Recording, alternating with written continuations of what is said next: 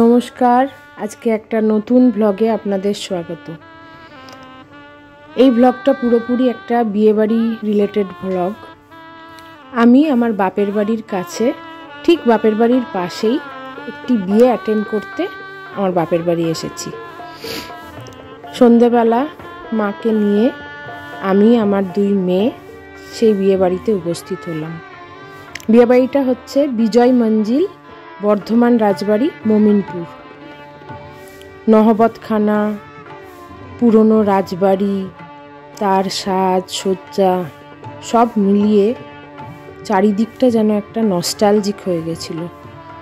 ভীষণ ভালো লাগলো। কিছু ক্লিপস আপনাদের দেখাচ্ছি, দেখুন। এটা হচ্ছে ছাদনাতলা, যেখানে বিয়ে হবে। এটা বারান্দা, যেখানে সব অতিথিরা এসে বসবে।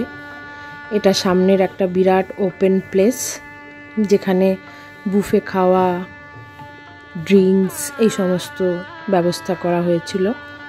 ওভারঅল জায়গাটা ভীষণ ভালো। এই যে সব মেয়েরা খাওয়া দাওয়া শুরু করে দিয়েছে।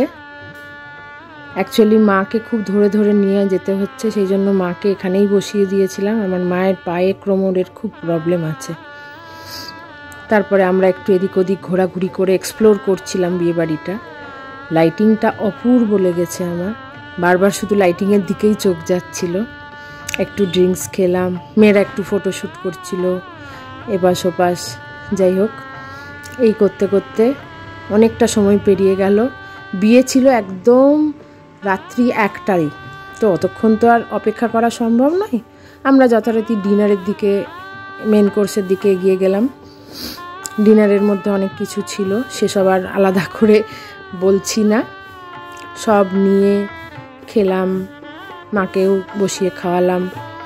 ইতিমধ্যে কনে তার মাকে নিয়ে একটু অতিথিদের জায়গাটা ভিজিট করতে এসেছিল। তার মধ্যে ছোট্ট করে একটা ছবি তুলে নিলাম। কনে আর কনের মাকে তো আলাদা করাই যাচ্ছিল না। তারপরে একটু আশীর্বাদ পর্ব চললো, আমিও আশীর্বাদ করলাম। তারপর বর এলো, তারপর কিছু কিছু ফটোশ্যুট কনের সঙ্গে হলো। পুরনো পাড়ার লোকজনদের সঙ্গে আড্ডা মেরে সন্ধ্যেটা দারুণ কাটলো। পুরোপুরি নস্টালজিক হয়ে গেছিলাম, পুরনো দিনের কথা মনে পড়ছিল।